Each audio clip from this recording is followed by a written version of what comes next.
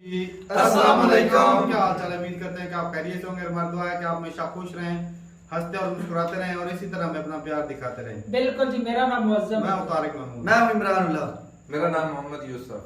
पढ़ ले भाई। तो पढ़ ले। आज की जो वीडियो का टाइटल है India and US Europe record trade China Pakistan. तो वीडियो स्टार्ट करते हैं और अपना रिव्यू एंड पे देते हैं। बिल्कुल जी। कौन करते हैं जी? 1 2 3 अगर जो अमेरिका का सही दोस्त तो भारत है ना, वो ले सकता है, हम क्यों नहीं ले सकते? देखें बटी साहब, बात यह है कि आपके हुक्मरान तबके में इतनी सख्त नहीं है, इतना विजन नहीं है कि अमेरिका की जो भारत के साथ ट्रेड है वो 146 बिलियन डॉलर्स की है, 146 अरब डॉलर्स। पाकिस्तान की टोटल एक्सपोर्ट जो है वो 31 अरब डॉलर है। दूसरी ताकत है यूरोपीय यूनियन। भारत जो है वो यूरोपीय यूनियन का 10th लार्जेस्ट ट्रेडिंग पार्टनर है। आप उनसे तवक्को करते हैं कि वो भारत के बारे में बात करेंगे? भारत के अब सियासत हम सब करते हैं, हमारे जो हुक्मरान भी हैं, जो अपोजिशन भी है। भारत के पास तकरीबन 650 अरब डॉलर के गैर मुल्की ज़र मुबादला के ज़खायर हैं। आपके पास 9 अरब डॉलर के हैं, जिसमें से आपने 17 अरब डॉलर वापस करना है। कि जी वो इंडिया ले सकता तो आप क्यों नहीं ले सकते? आपके तो घिटने टेक दिए। और इंडिया इसलिए ले सकता है कि इंडिया के ऊपर सैंक्शंस नहीं है।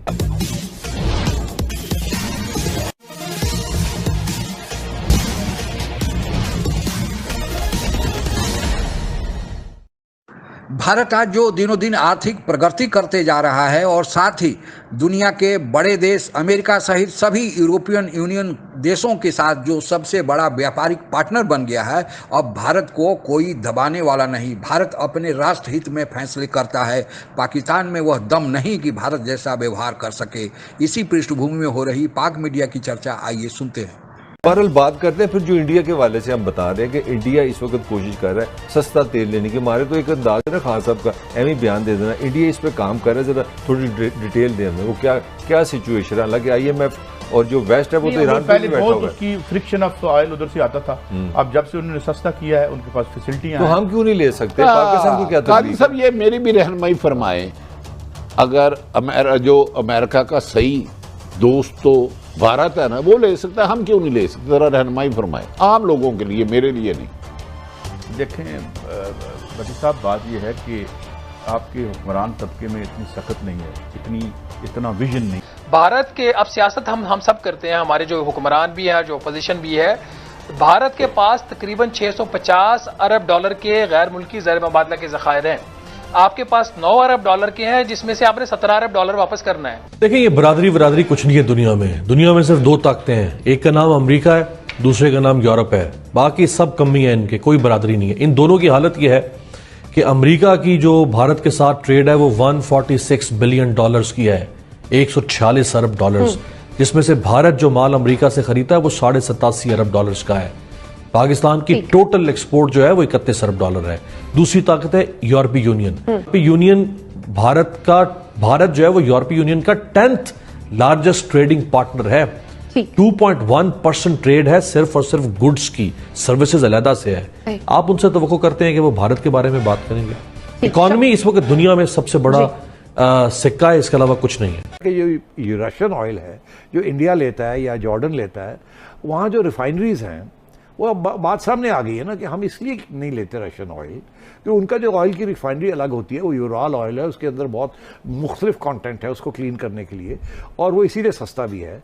उसके लिए अलग एक रिफाइनरी चाहिए होती है जो इंडिया में बनाई हुई है, 1950-60s की बनी हुई है वहाँ तो। जबकि रूस बहुत बड़ा इन्वेस्टर था इंडिया के अंदर। तो इंडिया तो उसको रिवाइव करता जा रहा है, अपग्रेड करता जा रहा था, और इसीलिए वो रूस से तेल लेता है और उसको रिफाइन करता है, और वो सस्ता भी मिलता है। अब आपके यहाँ तो फैसिलिटी नहीं है उसको रिफाइन करने की। आपकी कोई रिफाइनरी सोवियत ऑयल नहीं कर सकती, रशियन ऑयल नहीं कर सकती। तो ये हमें ड्रामा कर दिया जी। फिर जहाँ तक ये गंदम की बात है, ये तो आमतौर पे आप रूस और यूक्रेन से लेते थे। अब जो सूरत हाल लगी हुई है, ना आप यूक्रेन से ले सकते हैं ना आप रूस से ले सकते हैं। रूस के ऊपर सैंक्शंस लगी हुई है अमेरिका की तरफ से और यूरोप की तरफ से, जो आपके मेजर ट्रेडिंग पार्टनर्स हैं। और यही मुफ्ता इस्माइल कह रहा है कि अगर हम लेंगे तो हमारे पे उड़ा देंगे हमें, ठीक। और फिर आगे से ये जवाब होता है कि जी वो इंडिया ले सकता तो आप क्यों नहीं ले सकते? आपके तो घिटने टेक दिए। और इंडिया इसलिए ले सकता है कि इंडिया के ऊपर सैंक्शंस नहीं है। क्यों नहीं है सैंक्शंस? इंडिया अमेरिका का पार्टनर है क्वाड के अंदर। वो चाइना के खिलाफ जो महाज बनाया हुआ इंडिया उसका हिस्सा है। तो ये बातें सारी हवा में ये कर रहे हैं। केरला का 3 दफा का चीफ मिनिस्टर या 2 दफा का चीफ मिनिस्टर जो है एक छोटे से मकान में नंगी चारपाई पे लेटा हुआ था। मतलब ये है ना, ये सोच और फिक्र। जब आप इस करियाना सोच को ले आते हैं सियासत में, तो फिर सियासत अच्छा काई साहब, एक बात बताऊँ आपको, आपके सरकारी इदारों का ये हाल है कि चीफ इलेक्शन कमीशन है जो इस वक्त नून लीग का कोई मेरा ख्याल पर्सनल सेक्रेटरी है या क्या है, उसने अपने भाई के लिए सरगोदा में सारी कर दी। यार इस मुल्क को लूटने आए हो कि बनाने आए हो? क्या किया सरगोदा में? जरा डिटेल अपने भाई के लिए हल्का बंदी की। यार वो देखे काजी साहब, जब आपके सरकारी सैलरी पर आवाम के टैक्सों से पलने वाले सरकारी इदारे जितने भी हैं वो खुद लूटमार कर रहे होंगे, तो 22 करोड़ आवाम पे बोझ क्यों डालते? पाकिस्तान के साथ जो सबसे बड़ा फ्रॉड हुआ है वो पब्लिक प्राइवेट पार्टनर। कोई इरादा नहीं था तेल वेल लेने का, ना ही वो लेते भी तो उनको रिफाइन नहीं कर सकते थे। दिन से कह रहे थे कि जब ये सऊदी अरेबिया गए तो वहाँ पैसे मांगने गए थे ना, मगर इनकी हिम्मत नहीं पड़ी कि तरीके से मांगे। अब हम यहाँ के जो सियासतदान हैं वो पहले मुल्क का सोचते हैं, फिर अपनी इज्जत का सोचते हैं जाती। वो कहते हैं मुल्क तो पैसे की जरूरत है जी, डिफॉल्ट हो जाएगा, श्रीलंका ना बन जाए, चलो जी जाके जरा सलाम दुआ ले लेने, बादशाह सलाम जाके सलाम कर लेने। ठीक, तो ये एक एटीट्यूड है। अब खान साहब कहते मैं नहीं करना, और भाई नहीं करना तो मेहरबानी करके प्राइम मिनिस्टर ना बनो, कार बैठो। 1947 में जब भारत स्वतंत्र हुआ और पाकिस्तान बंटकर अलग हो गया, उस समय भारत की आर्थिक स्थिति उतनी मजबूत नहीं थी। फिर भी भारत ने गुटनिरपेक्ष रहने यानी किसी भी गुट में न शामिल होने का निर्णय लिया था। आप लोगों को पता ही होगा कि उस समय विश्व में 2 गुट थे। पहला गुट का नेतृत्व अमेरिका कर रहा था जो आज भी सुपर पावर है, और दूसरे गुट का दूसरा सुपर पावर सोवियत संघ यानी यूएसएसआर भी कर रहा था। लेकिन कहा जाता है कि भारत को सामरिक और आर्थिक दृष्टि से सोवियत संघ यानी यूएसएसआर की तरफ झुकाव ज़्यादा था, क्योंकि पाकिस्तान विरोधी गुट अमेरिका के कैंप में खड़ा हुआ दिखता था। और भारत ने सोवियत संघ के बल पर ही 1971 में पाकिस्तान को 2 टुकड़े कर दिया, जबकि पाकिस्तान के तरफ अमेरिका सहित सभी बड़े देशों का साथ पाकिस्तान के पक्ष में था। भारत जब 1991 में सोवियत संघ टूट गया, उस समय भी भारत अपने को तटस्थ रहने की कोशिश किया, और आज तक भारत की वही तटस्थता बनी हुई है। आज दुनिया में 2 गुट, एक चीन और रूस का गुट है और दूसरा अमेरिका सहित यूरोपियन यूनियन का देश है।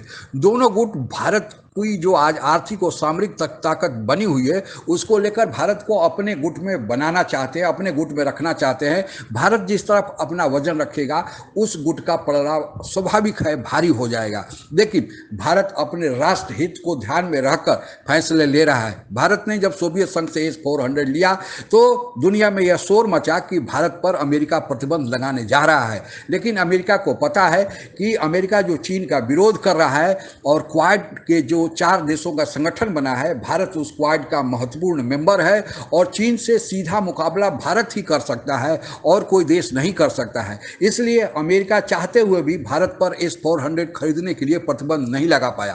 फिर भारत ने रूस से सस्ता तेल खरीदा, क्योंकि अंतर्राष्ट्रीय मार्केट में तेल की कीमतों में भारी वृद्धि हो रही थी और हम सबसे ज़्यादा आयात तेल यानी एनर्जी का ही करते हैं। इसलिए भारत ने 30% सस्ते दाम पर रूस से तेल खरीदा। यह भी अमेरिका के लिए एक बड़ी चुनौती थी, लेकिन भारत के आज जो विश्व राजनीति में उपयोगिता है, भारत की जो आज ताकत है, स्थिति है, इसको देखते अमेरिका कुछ नहीं कर पाया। और उसी तरह रूस भी भारत का कुछ नहीं कर सकता है, जबकि भारत रूस विरोधी कैंप अमेरिका के साथ बहुत सारे मामलों में खड़ा दिखता है। इसलिए भारत जो अपने आप को आर्थिक और सामरिक रूप से मजबूत बना लिया है और अमेरिका का आज की तारीख में सबसे बड़ा ट्रेडिंग पार्टनर बना हुआ है, यूरोपियन यूनियन देश के साथ जो भारत ने सबसे बड़ा व्यापार करने का मसौदा बनाया है, यह सब भारत के बढ़ते आर्थिक ताकत और भारत पर दुनिया के विश्वास का ही परिणाम है और हमें इस पर गर्व है। आज के लिए बस इतना ही। जय हिंद। आप अगर हमसे जुड़ा रहना चाहते हैं तो कृपया मेरे चैनल को सब्सक्राइब करें तथा चलें जी, वीडियो ख़त्म हो गई और बात चल रही थी भारत की जो अमेरिका के साथ जो ट्रेड है वो कितनी, और पाकिस्तान के साथ कंपैरिजन भी कर रहे हैं। पाकिस्तान की सिर्फ जो टोटल ट्रेड है जो एक्सपोर्ट करता है वो सिर्फ 31 बिलियन की है, और इंडिया की बात करें तो अमेरिका के साथ अकेली 146 बिलियन की। अंदाज़ा लगाओ कितनी है। इंडिया भी उधर से इम्पोर्ट और दूसरी बात जो ऑयल की कर रहा था ना कि इंडिया ने रूस से जो है 30% मतलब डिस्काउंट पे सस्ता तेल लिया है, वो तो वो भी पाकिस्तान के भाई साहब देते रहे खान साहब ने ना अभी मुआहदा कोई किया नहीं था। अच्छा अगर हो भी जाता तो हमारे पास उस ना क्रूड ऑयल को साफ कर, असल में वो रिफाइन करने के लिए उन्होंने ना अपने मुल्क में उनके बहुत ज्यादा ऐसे हैं जिससे वो रिफाइन कर लेते हैं, कच्चा तेल लेते हैं बाद में उसको, तो इसलिए उनको सस्ता पड़ जाता है। लेकिन हमारे यहाँ ऐसी कोई फैक्ट्री वगैरह भी नहीं है, ऐसा कोई चीज बनाई हुई है। रशिया के ताल्लुक इंडिया से बहुत पुराने थे, तो इंडिया के पास वो थी रिफाइनरी रशिया का तेल साफ करने के लिए।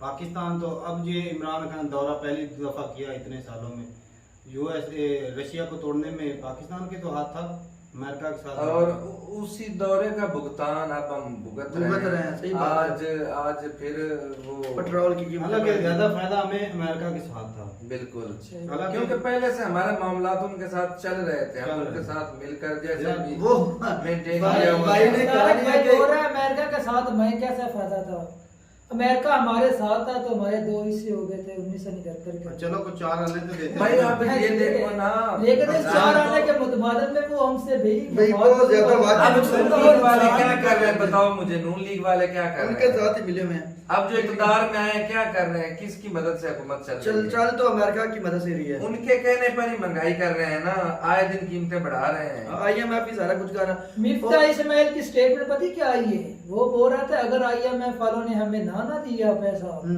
हमारी मदद ना की गई, अच्छा, तो ये भी डिफॉल्ट हो जाएगा कंट्री। तो हो ही तो वो तो वैसे हमारे पास तो कोई और ऑप्शन ही नहीं है। तो उनकी जो शरायतें वो तो हमें माननी पड़ेगी। तो भाई इतना चौधरी बनने की क्या जरूरत थी, तो जब पल्ले नहीं पापड़ी तो वो इमरान खान ने दिया है ना, सब कुछ किया है। हाँ तो हम कह रहे हैं कि खान साहब ने खान साहब का तो पहले डुबो रहा था, तो इनको अचानक से आके वो हुकूमत का पलड़ा के ऊपर पलटा दिया, तो ये भी तो उतने हिस्सेदार है।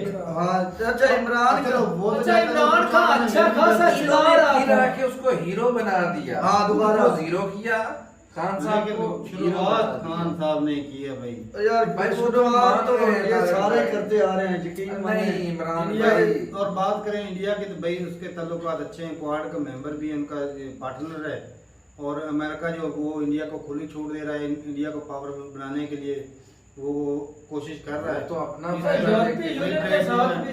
यूसुफ भाई अगर हम बात करें ना हमारे मुल्क में जो मतलब किसी को कह देना कि यार हमारे मुल्क ने डेवलपमेंट नहीं की, इतनी ज्यादा तरक्की नहीं, वो आगे से पता क्या कहते हैं कि आबादी कम है, इंडिया की आबादी ज्यादा है।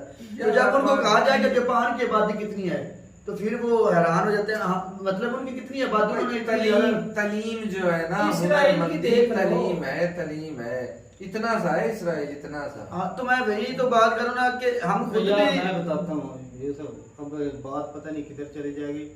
हमारे यहाँ जब कोई औरत प्रेग्नेंट होती है ना, उसको ये कहते हैं, हालांकि पहले अगर नमाज ना भी पढ़े ना कोई नहीं, जब प्रेग्नेंट होती है वो जी नमाज पढ़ेगी, कुरान पढ़ेगी, ऐसी बातें थी। इसराइल में पता क्या था, वो मैथ के क्वेश्चन हल करवाते हैं, वो मुश्किल जो है वो इस तरह के काम करवाते हैं कि सीखे, क्योंकि पेट में बच्चा कुछ सीख जाता है। भाई चाइना में जब इनकलाब आया था तो बच्चे माओ के पेट में लगाओ। तुम्हारे पाकिस्तान में क्या हो, इस्लाम खेला जा रहा है। शुरू से ही बच्चे को जब शुरू में अब बच्चा पैदा होता है वो थोड़ा सा बातें करने के लिए होता है, उसको जी चलो जी मस्जिद भेज दो, वो पढ़ता है। हालांकि गलत चीज नहीं है, लेकिन दुनिया भी तो दुनियादारी भी जरूरी है दुनिया में ना। हालांकि जितना वो छोटे इतने साल लगा के वो पढ़ता है ना, अगर वो स्कूल की तालीम हासिल करे तो वो मैं कहता हूँ 2 महीने में वो कुरान खत्म कर। दुनिया की तालीम भी हासिल करने लाजमी, दीन और दुनिया दोनों होनी चाहिए, वो भी जरूरी है। लेकिन बात पता क्या है, चीज होती है कि हम सिर्फ सियासत पे बातें करते रहते हैं, हम खुद मेहनत नहीं करते। हमारे गांव में अक्सर पता है क्या होता है, लड़की को स्कूल नहीं भेजते हाँ, अक्सर। हाँ, अक्सर ऐसे। अच्छा क्या करते हैं जी, बिल्कुल ऐसे। कुरान पढ़ी हुई है, नमाज पढ़ती बस ठीक। हाँ, बस अरे यहाँ कुरान तक नमाज से सिर्फ कुछ नहीं होता भाई। भाई वो सारी तब्दीली भी तो एजुकेशन में भी तब्दीली लानी पड़ेगी। अच्छा, एक औरत के पढ़ जाने से पूरा वो खानदान पढ़ी पढ़ लिखी नहीं जाता है। होगी, एक माँ पढ़ी लिखी हो ना तो बच्चों की अच्छे से तरबियत कर सकती है, उसको पढ़ा सकती है, घर बैठे और भाई कायदे आज़म का कौल है, उसने बोला था आप मुझे पढ़ी लिखी माएँ दें, मैं आपको पढ़ा लिखा मुआशरा दूंगा। हाँ। ये उसका कौल था जब उसने बनाया था। यार प्रॉफिट मोहम्मद के दौर में जंगी कैदी पकड़े गए थे हाँ। और उनको बोला गया था कि उन अगर पर आप ये शर्त मुसलमानों रखी के गई 10 थी। बच्चों को पढ़ाओगे पढ़ाओगे तो आपको आजाद आजाद कर कर दिया। उन पर ये शर्त रखी गई। दीन भी पढ़ाई के लिए अलग है। जो कुरान की पहली आयत नाज़िल हुई थी ना, एक वो भी इकरा बिस्मि रब्बिक। हाँ। वो भी पढ़ाई के ऊपर आई थी, भी बिल्कुल। पढ़ो अपने परवरदिगार के नाम। ऐसी बात। यार वो तो पढ़ने के लिए पहली आयत ही भाई पढ़ने वाली आई थी। असल अब में ये पता नहीं किधर पढ़ते हैं, मुझे ये समझ नहीं आती। हमारे जो सियासतदान हैं वो ही मतलब है इस चीज को आगे लेकर आ ही नहीं रहे। एजुकेशन का सिस्टम जो है उसके बेड़ा गर्क हुआ हुआ है। अब तो उन्होंने जो ये कर दिया सेहत का कि सिस्टम है, बजट उसका बेड़ा कम गर्क कर हुआ है। दिया वो एजुकेशन में और सिर्फ जो आता है अपने खानदान के बारे में सोचता है, अपनी फैमिली के लिए चलो सोचता बात है। लंबी हो गई। पाकिस्तान का जो है ना ये हकीकत है, हम पाकिस्तानी है लेकिन हकीकत से Compare मुंह नहीं फेर नहीं सकते। फेर हमारा सकते। मुकाबला भाई नहीं होता। नहीं, but हम किसी- जिंदगी के किसी हर महकमे मैदान उनके में जो हमसे आगे सियासतदान है भाई तरक्की कर वो रहे हैं। है देशभक्त। उनमें देश के लिए ना हाँ, सही बात है। देश के लिए कुछ ना कुछ करना है। हमारे क्या करते हैं, अपनी अपनी पार्टी पार्टी के लिए करते हैं। बस अपने आप को चमका रहे। भाई कितना पैसा जमा करते हैं यार उनके बयानात आप सुन लें, वो कोई भी लीडर हो किसी भी पार्टी से, वो यही कहते हैं कि हमने 135 करोड़ का सोचा है। केजरीवाल के कभी बारे भी में उन्होंने कभी किया। पढ़ना, केजरीवाल आम सा बंदा खड़ा हो गया, वो मतलब एक्साइज में या इस तरह के कोई महकमे में था, इनकम टैक्स वालों में था वो। अच्छा वो जनाब वो खड़ा हो गया, उसको सपोर्ट किया, वो जीत गया। और वो ऐसा ईमानदार बंदा है भाई, वो जहाँ पर भी खड़ा होता है वो जीतता है। एक वो कोई मुसलमान था या कौन सा था, उसने पता है क्या बोला, एक शो में गया, उसने बोला फलान इलाके से तुम 2 सीटें हार जाओगे, कहता लिख के दे मुझे। उसने कहा लिख के दो, इधर लाओ। उसने लिख के दिया, वो जीत गया। ऐसा कॉन्फिडेंस, वो ईमानदार बंदा है। और उसने अपने इलाके में बिजली फ्री की हुई है, काफी चीजें सस्ती कर दी है। तो भाई ऐसे बंदे, ऐसे लीडर हैं यार। यहाँ पर भाई एक से बढ़कर एक अच्छा लीडर मिलता है। हमारे यहाँ एक से बढ़कर एक जो है ना करप्ट मिलता है। यार हमारे यहाँ जो बदकिस्मती से जो हमारे हैं ना सियासतदान, वो पता क्या करते हैं, वो 2 चीजें, या तो वो काम करें आवाम उनको खुद चुन ले, वो दूसरी पार्टी को चोर साबित करके कहते हैं कि हमारे वोट होंगे और हम हमारे यहाँ जो जितना बड़ा दूसरे के करप्ट टारगेट होगा ना उससे बस। उतना बड़ा ओहदा दिया जाता है। यही करते हैं, और मतलब काम नहीं करते। मैं कहता हूँ कि मोदी जी के बाद अगर कोई अच्छा लीडर है ना तो उनका नाम भी आना चाहिए। केजरीवाल वाला भी बहुत अच्छा बढ़िया लीडर है, पढ़े लिखे आम बंदा नहीं है, ऐसा तो नहीं है, पढ़े बहुत पढ़े लिखे समझदार बंदे, ईमानदार जो होता है ना कंट्री के लिए या अवाम के लिए, वो बंदा है। चलो हम तो दुआ ही कर सकते हैं कि कोई ऐसा लीडर मिल ठीक जाए है भाई, वो मुल्क को लेकर हमारा चले। इंडिया के साथ कंपैरिजन बनते ही नहीं। पाकिस्तान के जो लीडर हैं वो भी पाकिस्तान को चूरन देती है, और पाकिस्तान में अवाम जो है वो ले लेती चूरन है। के ऊपर ना बड़ा खुश रहती है। हाँ। तो ठीक है, मिलते नहीं मीडिया के साथ, तब तक के लिए इजाजत दें। अल्लाह अल्लाह हाफ़िज़।